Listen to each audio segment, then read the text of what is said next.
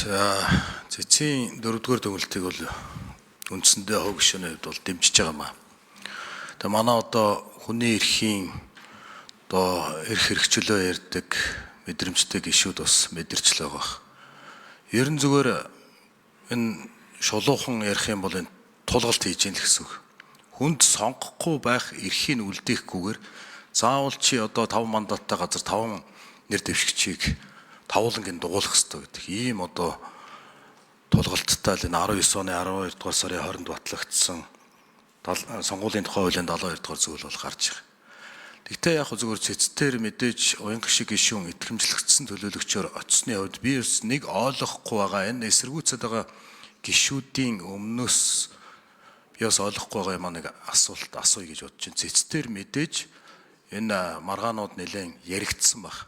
Үндсэл нь юу юм бэ? Заавал одоо жишээ нь тавуулангийн зурх шаардлагатай гэж одоо тавиад байгаа.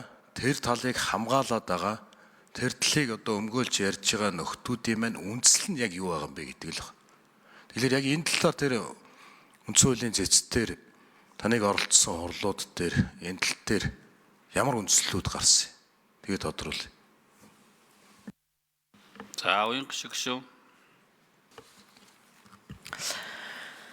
Яг уу энэ дээр бол анхнаасаа яагаад энэ сандлын томьёолыг сонгуулийн тухай хуулинд оруулсан бэ гэдэг бол тухайн үеийн одоо протокол юм дээр бол тодорхой тусгагдсан байгаа.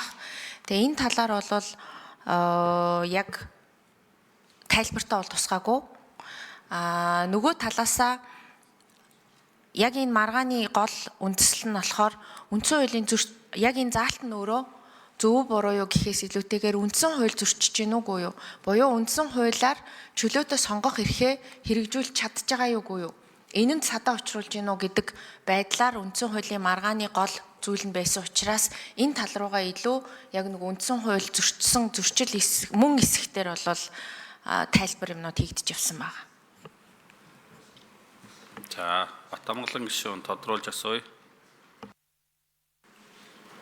Тэг ингээ бодглохлоор энэ тавьж байгаа үндсэл нь бол ер нь зүгээр тийм тодорхой нөхцөл бүрдсэн үндслэл биш л гэж харж байгаа юм л та. Сонгуулийн тухай хуулийн асуудал яригдж байгаа юм чинь энэ сонгуул тавуулангийн юм уу аруулангийн зураагүй тохиолдолд за тэр улсын их хурлын одоо парламент бүрдэхгүй байх магадлал өндөр судалгаанууд гарсан байх ёстой. Эрт сүрхгүй байх одоо магадлал өндөр судалгаанууд гарсан байх ёстой. Олон улсын одоо янз бүрийн одоо байгууллагуудын одоо бас туршлага ийм судалгаанууд гарсан байх хэрэгтэй. Сонгуулийн тухай хууль ярьж байгаа шүү дээ. Улсын их хурл, орон нутгийн сонгуул, парламентаа бид нар байгуулахын тухайд энэ сонгуул ярьж. Тэгэхээр энэ үндслэл бол тийм одоо ор үндэстэй тодорхой шалтгаан болохоор үндслэл биш. Зүгээр бас нэг одоо хувь хүмүүсийн ийм л одоо санаагаар орсон юм болов уу гэж би бас бодож байгаа бас хэлье. За санал хэлжлээ тийм ээ. За инквер гишүүн.